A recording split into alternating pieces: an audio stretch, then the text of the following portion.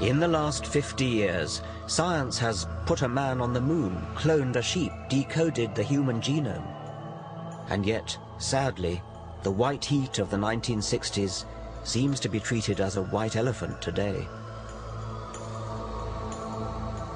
What colour do you see, guys? In the thing, it looks multicolored. Okay, it's blue, yellow, and A prejudice against science is evident in schools. Physics A-levels have halved in the last 25 years, chemistry fallen by more than a third. University departments are closing all around the country. And last but not least... This is a betrayal of the Enlightenment. The fundamental problem, I think, lies with the fashion throughout our educational system to teach students to value private feeling more highly than evidence-based reason.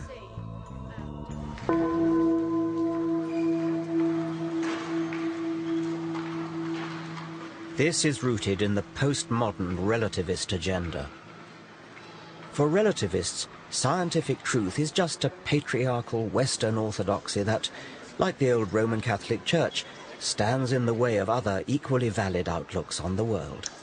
With things like the paranormal, the drive for alternative medicine, all these kinds of movements away from the orthodoxy in science, I see it a lot as like the Protestant Reformation was vis-a-vis Roman Catholicism. Internet, in a way, is kind of functioning as a kind of information source, very much like the printing press did in the 15th century and 16th century, that is in a sense empowering people to sort of look up stuff for themselves in terms of different kinds of treatments and things like that, and in a way not trusting the experts anymore. Saying, well, look, why do I have to trust, you know, the GP? Why do I have to trust the Royal Society? I think you're so close to being right, but yet you're damn wrong. You're absolutely wrong. I would like to take that ball and run with it in a different direction. Yes, we want to question authority. We don't want to say, because this person is the president of the Royal Society, therefore what he says is right. We've got to go back to the evidence and find out what is actually true. The problem is, of course, people may look at the same evidence and then reach a somewhat different conclusion from what the head of the Royal Society reached. And so they will say, well, look, you know, I looked at the evidence too, and I'm not persuaded by this. That's where you start getting a kind of an opening up of science.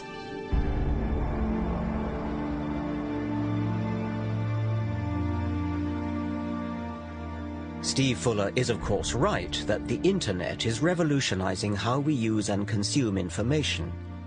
But the impersonal algorithms of internet search engines do not weed out robust evidence from unsourced, uncorroborated assertion. Wikipedia World presents both great opportunity and huge danger. Paranoid conspiracy theories circulate unchallenged.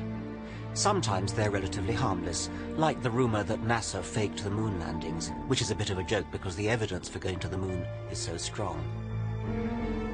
But how about the malicious and utterly unfounded rumor that 4,000 Jews were tipped off by Israeli agents not to go to work in the World Trade Center on 9/11?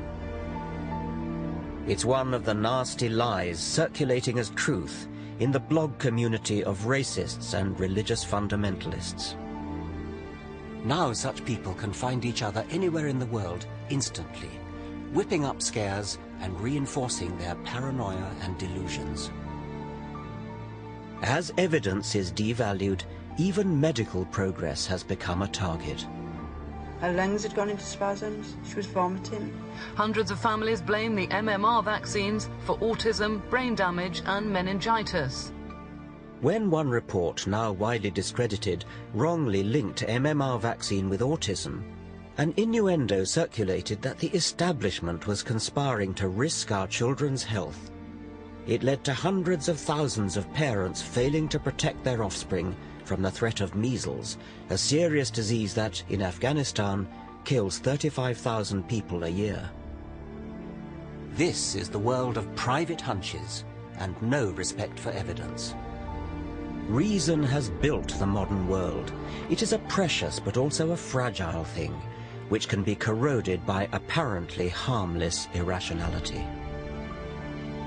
We must favor verifiable evidence over private feeling. Otherwise, we leave ourselves vulnerable to those who would obscure the truth.